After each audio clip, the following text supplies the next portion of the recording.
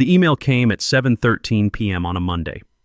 Your authority over licenses including HAR DT 83544, HAR EP 2021-98, and NRC 508102 has been formally relinquished.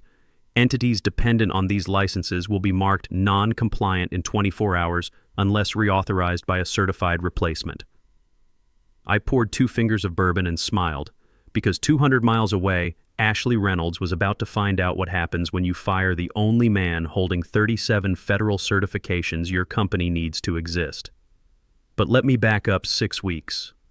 My name is Russell Pemberton.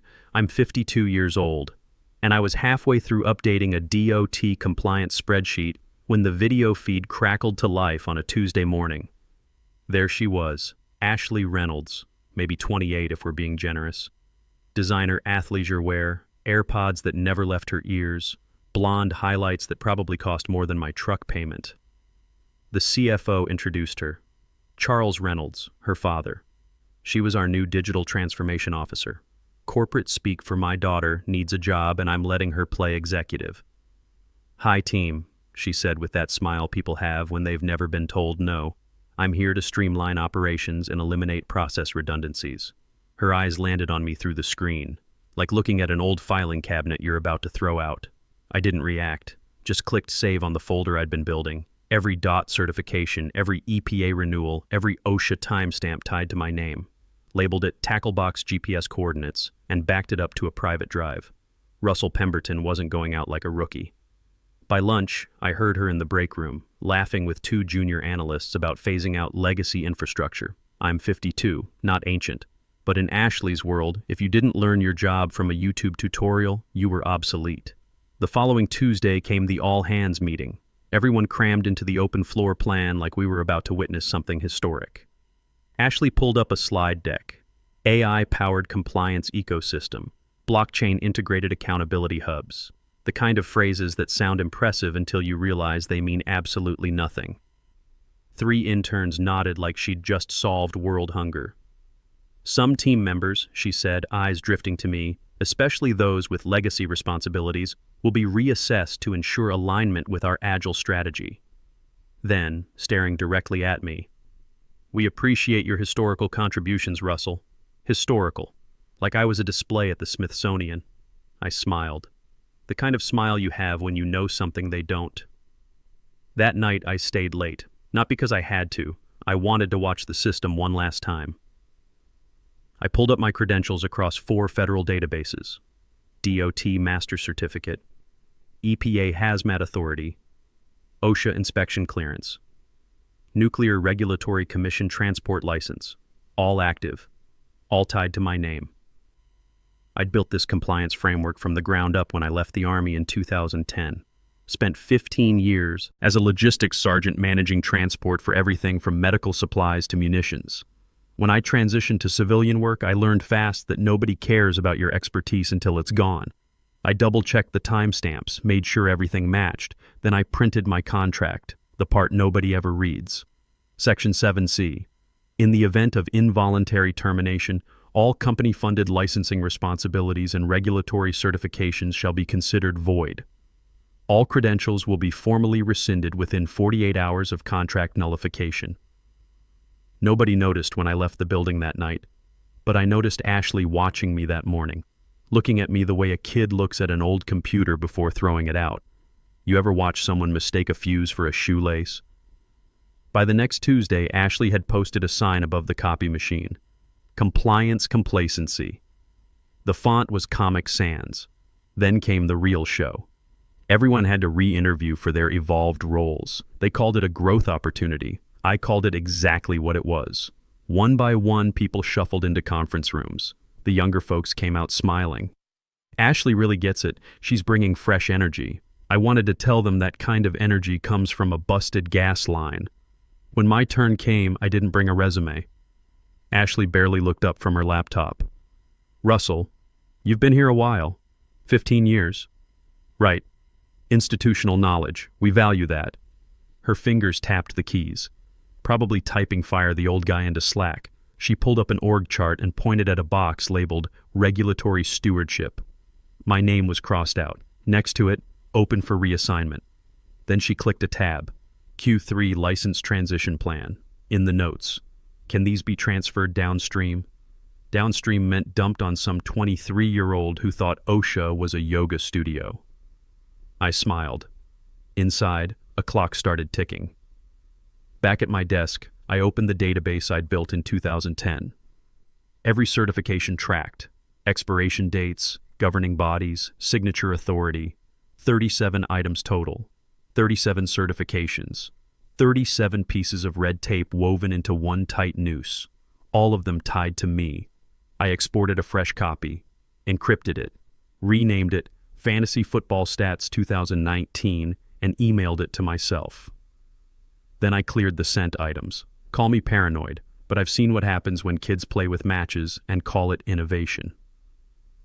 That afternoon, Ashley reassigned my DOT inspection prep to Trevor Walsh, a marketing intern who thought hazmat meant hazmath.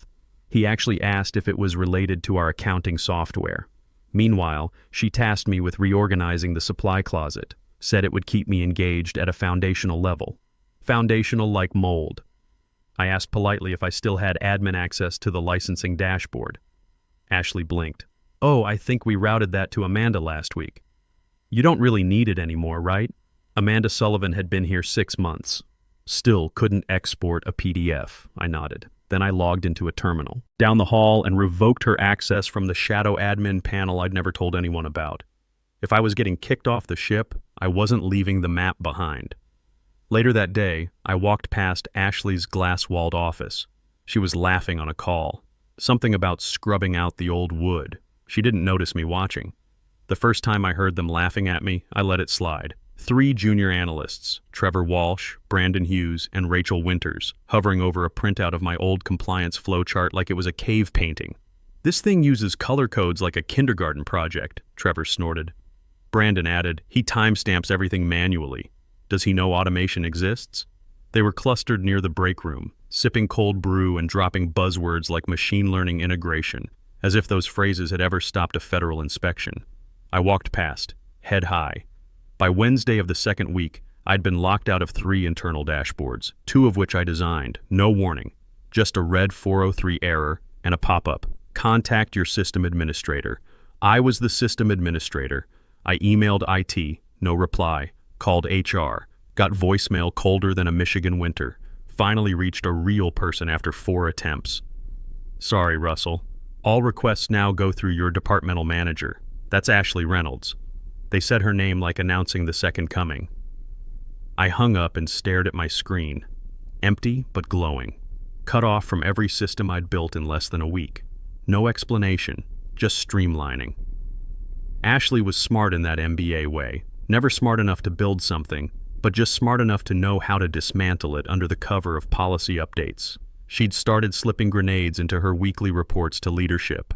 Legacy processes under review. Potential staffing overlaps identified, redundant certification management flagged. That last one was cute, like you could overlap a federally mandated signature tied to my biometric profile. I'd become a walking contradiction, officially employed but strategically erased. So I scheduled a visit to a notary office. Quiet place above a hardware store on Jefferson Avenue. No drama, just me, a stiff chair, and a form titled Voluntary Relinquishment of Licensing Authority. I didn't sign it. Just notarized the option. A safety pin in my pocket in case things went sideways. Afterward, I walked back with a black coffee. Ashley passed me in the hallway. Hope you're feeling more aligned this week, Russell. Just tying up loose ends. She smiled. That corporate consultant smile you find in airport bookstores next to Disrupt Yourself and a $40 notebook. What she didn't know was that every loose end I tied had a timer attached. And Monday was coming. It happened on a Monday. The kind of Monday where the air in the office feels like microwaved plastic and everyone pretends they like their jobs just enough to survive another week. We were gathered for Ashley's weekly momentum sync, basically a TED Talk for sociopaths. She stood at the front of the bullpen in a tailored blazer doing that palms out gesture like she was calming sheep. Let's start with some candor, she said. That's how you know someone's about to gut you in public, when they lead with candor. We've been doing reflection over the last few weeks. She paced like she was selling timeshares. While tradition has value, stagnation is a threat. She stopped right behind my chair. I didn't turn around. Unfortunately, she said loud and clear, certain legacy roles are no longer aligned with our forward momentum. People shifted in their seats. Some looked at the floor. A couple glanced at me. One kid tried to smile like this was normal. Then came the hammer. Effective immediately, Russell Pemberton's position has been phased out. No warning, no meeting, no one-on-one, just a sentence hanging in the air. I stood up. Not because I was shaken. My legs just knew it was time to move. HR showed up. Two of them, Jennifer Palmer and Brian Foster. Both young, both avoiding eye contact, holding a glossy folder like they were delivering communion. I took it, opened it, flipped to the termination page. No severance, just legal jargon and a signature line. I pulled a pen from my bag, signed in one stroke. I'll need a printed copy. Ashley blinked. It's all digital. Printed. HR hesitated. I stared. 4 minutes later, I walked out with a paper copy, a stapled receipt, and the calm of a man who knew exactly what he'd just done. You see, when I signed that form, Section 7C activated across 4 federal databases. An invisible tripwire. Every certification paid for by the company, my certifications, immediately queued for auto-revocation. Not expired, not suspended, nullified. I never had to use that notary form I'd prepared. Section 7C did the work for me. At 7:13 p.m. that night, my phone pinged. I read the email, poured bourbon, watched the Tigers game, didn't check my phone again. Tuesday night, 7:13 p.m., marked the 24-hour deadline. Every license officially invalid. Wednesday morning started quiet. I was at home in jeans and a Tigers t-shirt, eating cold pizza, ESPN on mute in the background. My phone buzzed at 9:04 a.m. Walt Briggs, my old platoon sergeant from the Army. We'd kept in touch over the years. He worked in freight logistics, heard things through the grapevine. Russ, you crazy son of a bitch. You really did it. I took a sip of coffee. Learn from the best, Sarge. Never leave gear behind for the enemy. He laughed. Hoo-ah. They're losing their minds over there. My niece Nicole works in your old building. Says procurement's been on the phone all morning trying to explain why shipments are getting rejected. That right? DOT's flagging everything. EPA's kicking back manifests. It's a shit show. I smiled. Appreciate the intel, Walt.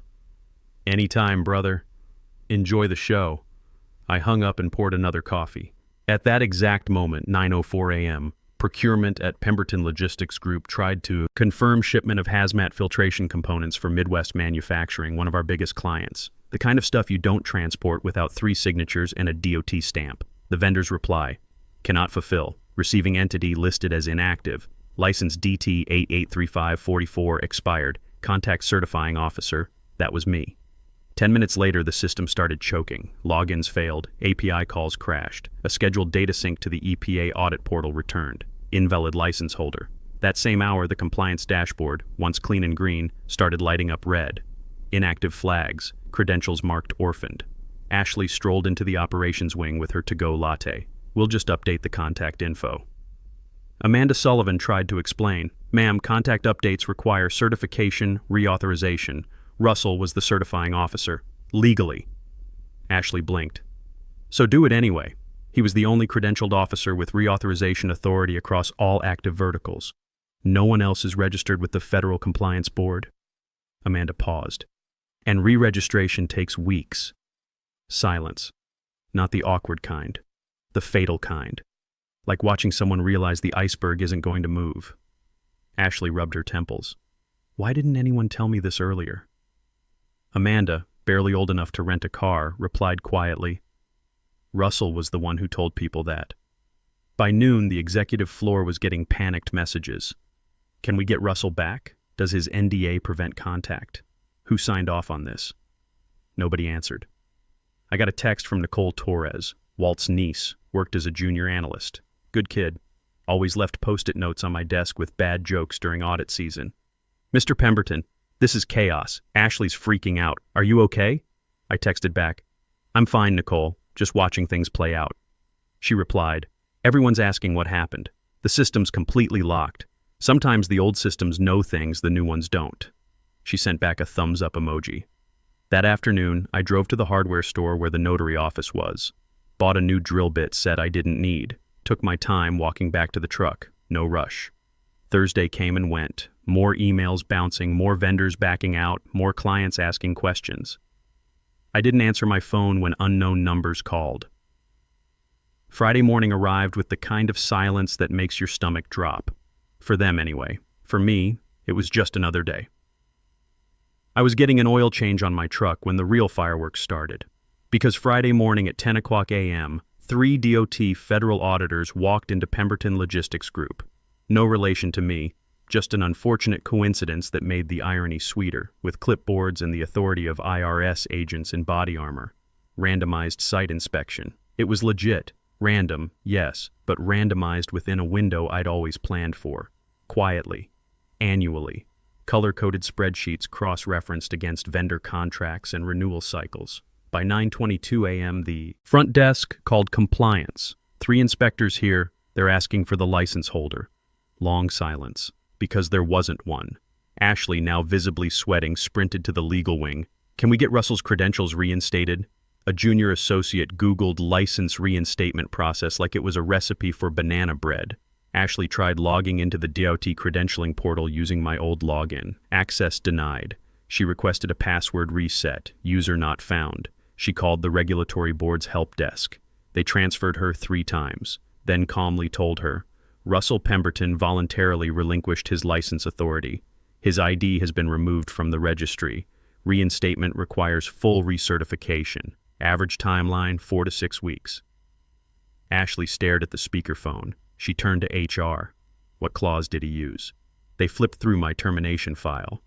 We just processed standard exit paperwork. We don't know anything about credentials. Someone from audit spoke up. Didn't he have a clause in his employment contract?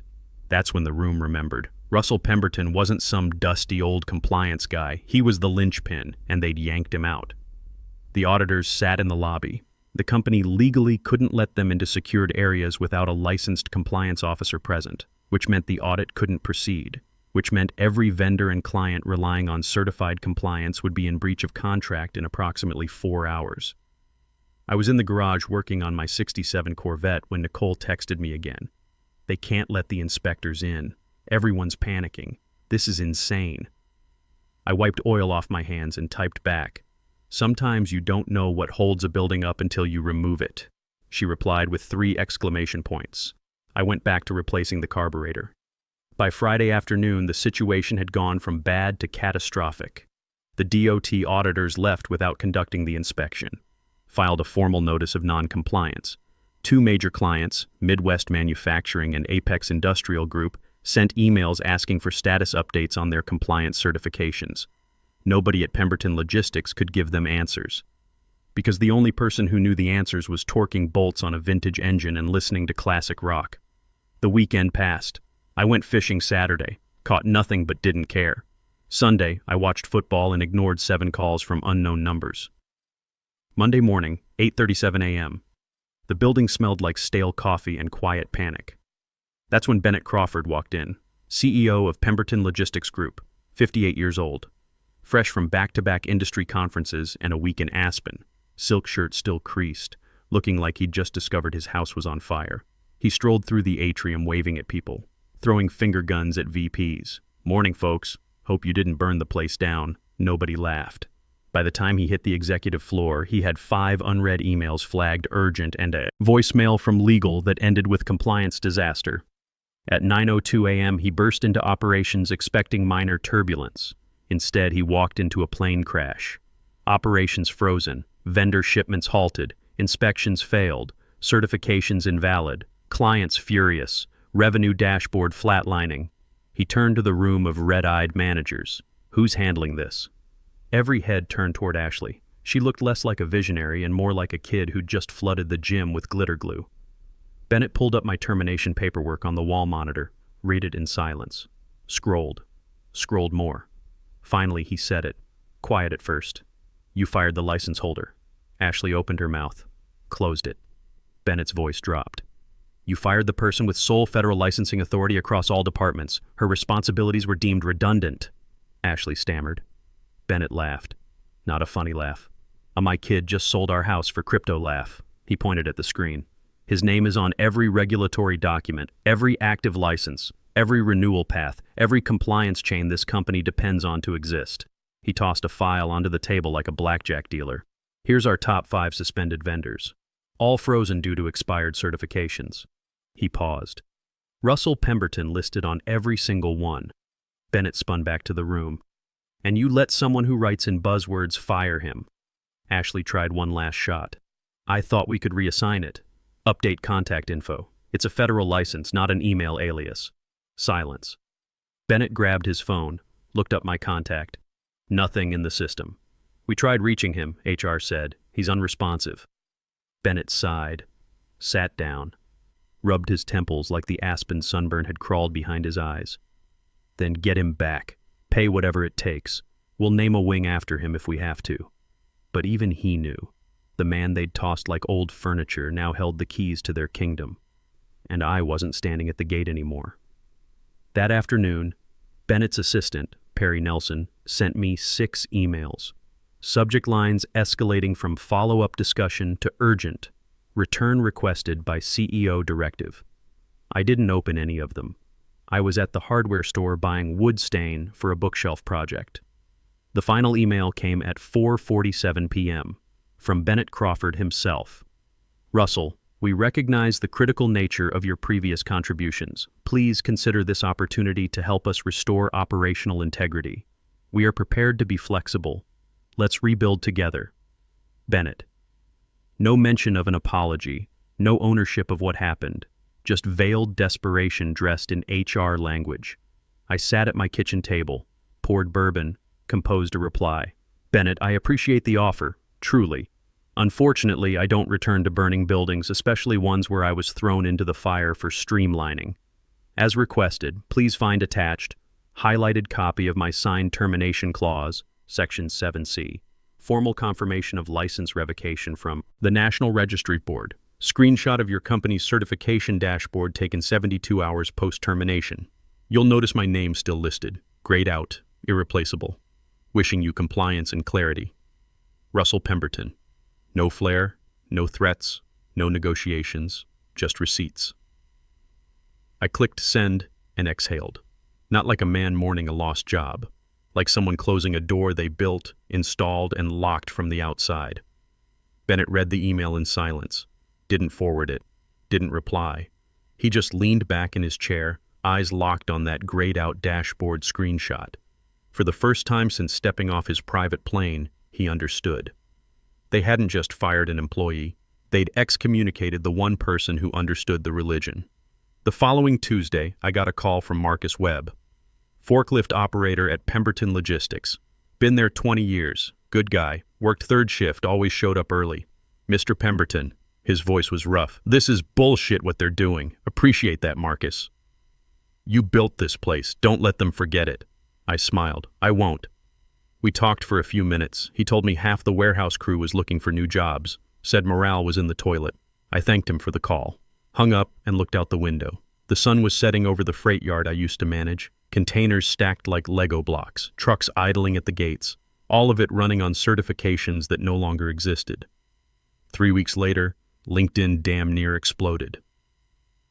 There I was, Russell Pemberton, new position, Director of Compliance Strategy, Interstate Freight Solutions. The post was short, no hashtags. Grateful to join a team where expertise isn't an afterthought. Below it, 2 lines. IFS secures Midwest Manufacturing and Apex Industrial Group contracts, citing continuous compliance confidence as deciding factor. Those were the crown jewels. The 2 biggest clients Pemberton Logistics bragged about in every earnings call. Gone. Back at Pemberton Logistics Group, the company that shared my last name through pure coincidence, which made the whole thing even more ironic, things went from bad to worse. The dashboard never turned green. License appeals choked in bureaucracy. The Federal Compliance Board doesn't rush for anyone, especially not for companies that can't explain why their sole certifying officer suddenly disappeared from their registry. Legal fines rolled in daily. Some automated, some hand-delivered like hate mail from the gods. DOT penalties for missed inspections. EPA citations for improper hazmat documentation. OSHA violations for operating without proper clearance, each one stamped with a reference number that traced back to certifications that used to have my name on them. Vendors dropped out one by one. First the small ones, the regional carriers who couldn't afford the liability of working with a non-compliant entity. Then the mid-sized logistics partners who had shareholders to answer to. Finally, the big players, the ones with legal teams who could smell blood in the water from 3 states away. Clients started asking questions, then demanding answers, then sending termination notices. The holiday party got canceled due to budgetary adjustments. Someone leaked that executive bonuses were being deferred indefinitely.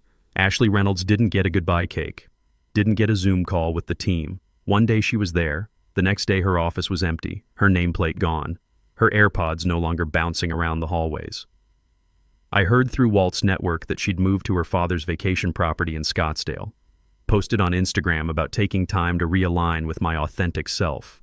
Her father, Charles Reynolds, the CFO who'd enabled the whole thing, lasted another month before pursuing other opportunities. Bennett Crawford brought in a crisis management firm from Chicago. They recommended immediate restructuring, emergency recertification efforts, and a complete audit of all compliance procedures. The kind of audit I used to conduct in my sleep. The firm's lead consultant, some guy in his 40s with an expensive suit and a condescending presentation style, apparently asked during his first week, "Who built your original compliance framework?" When they told him it was Russell Pemberton, he pulled up my LinkedIn profile and went quiet. Then he asked, "And you fired him?" Nobody had a good answer for that. The recertification process they'd been told would take 4 to 6 weeks turned into 12 weeks. Because you can't just replace 15 years of institutional knowledge with a Google search and a prayer. Every certification had dependencies, cross-references to other licenses, renewal cycles that interlocked like gears in a watch. I'd built it that way on purpose, not as a trap, as a system. The kind of system that works perfectly when maintained by someone who understands it, and falls apart when you remove that person and replace them with someone who thinks compliance is just filling out forms. By week 8, 2 more Fortune 500 clients had jumped ship, not to competitors, to Interstate Freight Solutions. To me. I didn't have to pitch them, didn't have to explain what happened. They'd heard the stories, seen the warning signs, done the math. When a company loses its compliance infrastructure, you don't wait around to see if they can rebuild it. You go where the infrastructure already exists, where someone who knows what they're doing is holding the reins. My new office at IFS had windows overlooking the freight yard, real windows, not the fake natural light LED panels they'd installed at Pemberton to boost morale. I could watch the containers getting loaded, see the trucks rolling in and out, know that every single shipment had the proper documentation, the correct certifications, the right signatures, because I'd set it up that way. My desk had a framed DOT master certificate on the wall, newly issued, still warm from the printer. Next to it, a photo from my first week, me shaking hands with Richard Torres, IFS's CFO. He was 62, former Army logistics colonel. We'd compared service records over coffee and talked about the right way to build systems that last. Mutual respect, the kind you earn, not the kind you demand. In my reserved parking spot downstairs sat my '67 Corvette, finally finished the restoration, cherry red paint, chrome that could blind you, engine that purred like a dream. Every morning I'd arrive early, park it in that spot marked R. Pemberton, Director of Compliance Strategy, and walk into a building where people actually valued what I knew. 3 months after I joined IFS, I got an email from Charles Reynolds, Ashley's father, the CFO who'd backed every decision she made. Subject: professional courtesy. Russell, I should have listened. I let my judgment get clouded. What happened to you was wrong, and I take responsibility for my part in it. I hope you're doing well in your new role. Charles. I read it twice. Then I closed the email without replying. Some lessons you don't get to skip by sending an apology after the fact. Some bridges you don't get to rebuild just because you finally realized you burned them. I went back to reviewing a shipment manifest for a pharmaceutical client, making sure every T was crossed, every I was dotted. The kind of work that looks boring from the outside but keeps entire supply chains running. The kind of work Ashley Reynolds thought could be automated or streamlined or handed off to an intern. That afternoon, I got a message on LinkedIn from Amanda Sullivan, the junior analyst who'd tried to explain to Ashley why you can't just update contact info on a federal license. Mr. Pemberton, I wanted to reach out and say thank you. What happened to you opened my eyes to how things really work. I'm studying for my DOT certification now, taking it seriously. Hope you're doing well. Amanda. I wrote back, good for you, Amanda. Take your time. Learn it right. The shortcuts always cost more in the end. She replied with a simple, yes, sir. I smiled. Maybe some people do learn. That evening I stayed late at the office. Not because I had to, because I wanted to. Wanted to watch the sun set over the freight yard, see the last trucks roll out for their night routes. Know that everything was running the way it should. On my monitor, a yellow Post-it note stuck to the frame. No signature, no emoji, just 5 words in block letters. In case they forget who built this. I'd written it my first week at IFS. A reminder. Not for them, for me. That the work matters. That expertise isn't legacy overhead. That experience isn't something you phase out because it doesn't fit on a slide deck. I stood up, grabbed my jacket, locked the office door, walked down to the parking lot where my Corvette sat waiting. The engine turned over on the first try. Always did when you maintained things properly. I drove home through the city, windows down, radio playing, something older than Ashley Reynolds. Pulled into my driveway, sat there for a minute in the quiet. My phone buzzed. Walt Briggs. Heard Pemberton Logistics is laying off 30% of their workforce. Guess they couldn't afford to keep the lights on. I typed back, shame. He sent, you feel bad? I looked at my house, my Corvette, my phone with emails from clients who trusted me, my career that I'd rebuilt on my own terms. No, I typed, I feel fine. Because here's what I learned after 52 years on this planet and 15 years in compliance. You don't need revenge when you have receipts. You don't need to gloat when the math speaks for itself. You don't need to burn bridges when people are perfectly capable of burning them themselves. Sometimes the old dog knows exactly where the bones are buried, and sometimes he's the only one with the shovel. I walked inside, poured bourbon, sat down in my chair, the one that didn't squeak, in the house I owned, in the life I'd built, and I slept like a baby. Because power doesn't need to raise its voice, it just walks away.